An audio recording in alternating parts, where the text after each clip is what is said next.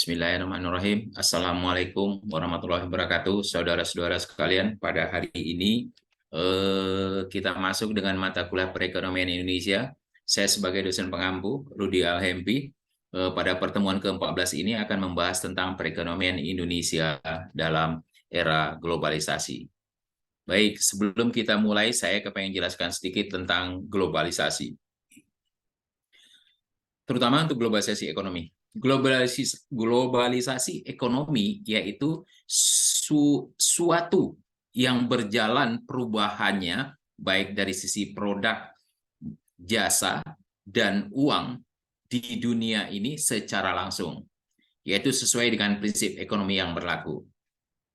Perkembangan ekonomi dunia yang sangat cepat telah membuat dan mempertajam persaingan yang semakin mudah dilakukan.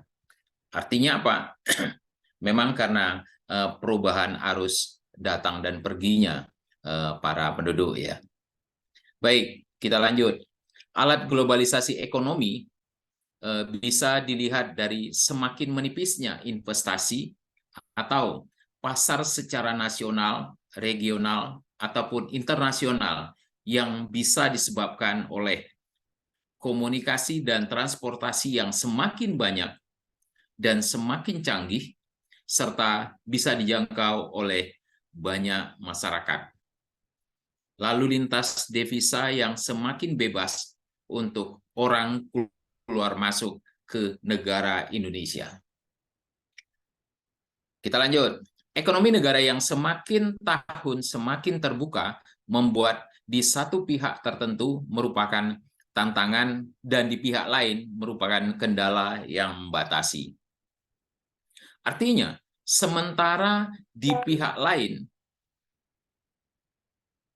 hal tersebut jadi suatu peluang atau menjadi peluang yang baru yang dapat dimanfaatkan untuk keberhasilan pelaksanaan pembangunan nasional. Artinya, akibat dari alat teknologi yang semakin canggih, banyak industri-industri dan perusahaan-perusahaan yang memakai tenaga kerja manusia semakin lama semakin sedikit. Sehingga kesempatan bekerja bagi masyarakat Indonesia saat ini semakin kecil atau sedikit sekali. Baik, kita lanjut dengan berbicara tentang globalisasi tenaga kerja. Kenapa kita bahas tentang globalisasi tenaga kerja? Sesuai dengan penjelasan di atas, sebagai akibat dari alat teknologi yang semakin canggih, yaitu banyak industri-industri dan perusahaan-perusahaan yang memakai tenaga kerja manusia semakin sedikit, sehingga kesempatan bekerja bagi masyarakat Indonesia terutama saat ini semakin sedikit. Nah, hal ini disebabkan yaitu globalisasi tenaga kerja. Apa yang dimaksud dengan globalisasi tenaga kerja? Di sini saya akan menjelaskan bahwa pada globalisasi tenaga kerja, adanya tenaga kerja asing yang ada di Indonesia merupakan suatu gejala terjadinya globalisasi di bidang tenaga kerja. Kenapa dikatakan globalisasi? Yang namanya global pasti ada bauran, yaitu tenaga kerja ahli dari luar datang ke Indonesia. Ingat ya, konsep awalnya adalah tenaga yang datang dari luar negeri itu adalah tenaga ahli. Artinya apa? Mereka bisa berperan banyak di Indonesia dan masyarakat Indonesia bisa belajar.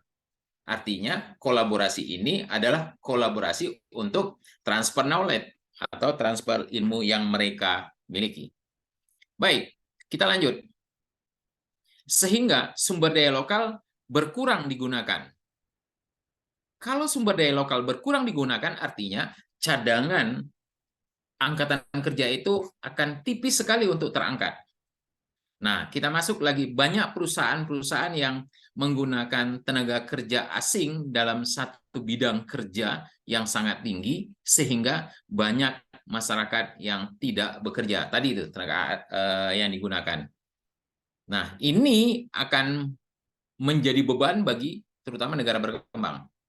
Kenapa menjadi beban bagi negara berkembang? Karena di negara berkembang, mereka tidak banyak memiliki tenaga ahli, tapi adalah tenaga operator atau sebagai pelaksana itu yang banyak. Kita lanjut. Global pada era globalisasi akan mampu memanfaatkan tenaga kerja dari seluruh dunia sesuai dengan tingkatnya. Misal, penggunaan staf profesional dan tenaga kerja yang sudah memiliki pengalaman. Pertama adalah pengalaman internasional dan kompeten dalam bekerja diperoleh dari luar negeri, sehingga globalisasi teknologi di sini akan kita jelaskan sebagai apa ya? Globalisasi teknologi adalah jelas sebagai penghambat bagi negara berkembang.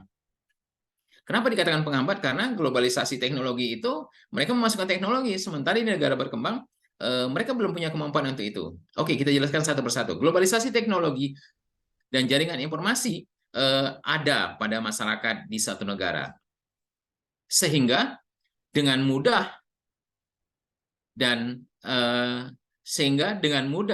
dengan cepat mendapat informasi yang dibutuhkan dari berbagai negara di dunia dan dari segala wilayah dengan kemajuan teknologi, yaitu yang sering kita lihat bahwa ada melalui handphone, ada melalui TV, ada melalui media cetak, dan lain lagi.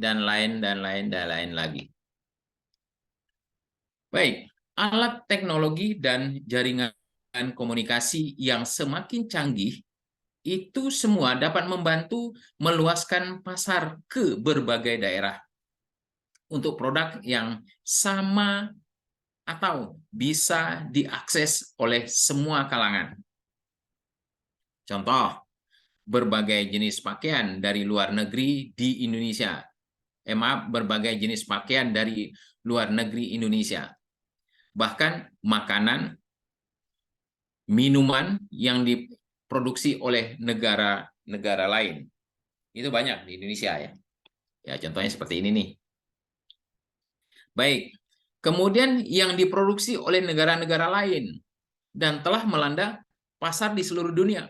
Sehingga seluruh masyarakat negara-negara di dunia ini bisa menggunakannya, baik yang ada di kota maupun yang ada di desa.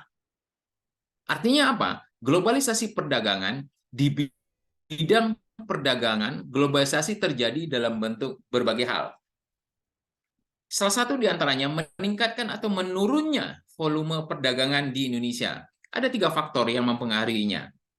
Salah satu di antaranya yaitu barang-barang ekspor berkurang.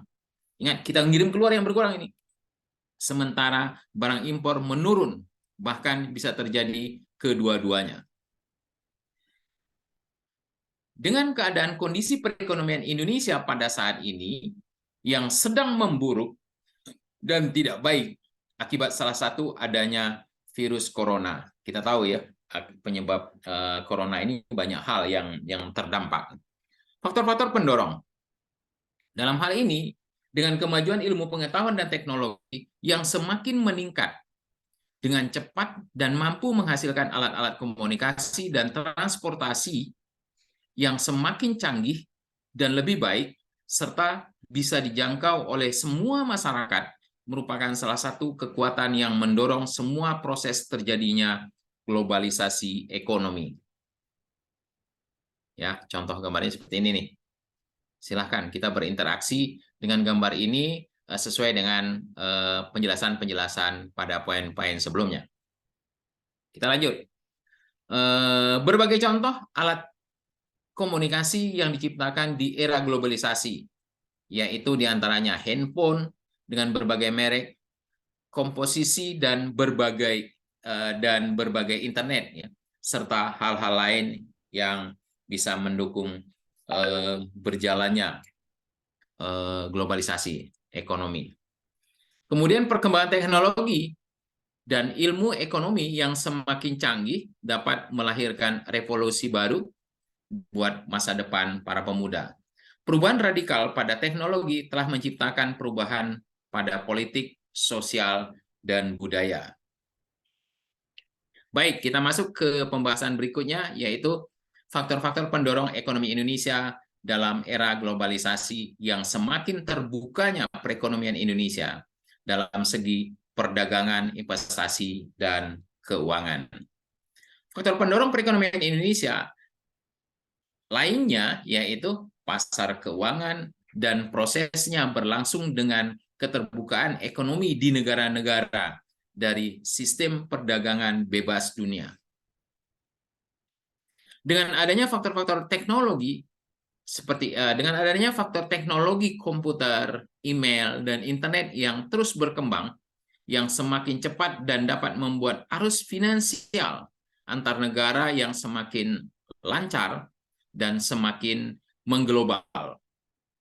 Faktor selanjutnya adalah yaitu semakin tingginya keinginan orang untuk melakukan perpindahan antar negara, baik dalam kegiatan bisnis, traveling, dan sebagainya.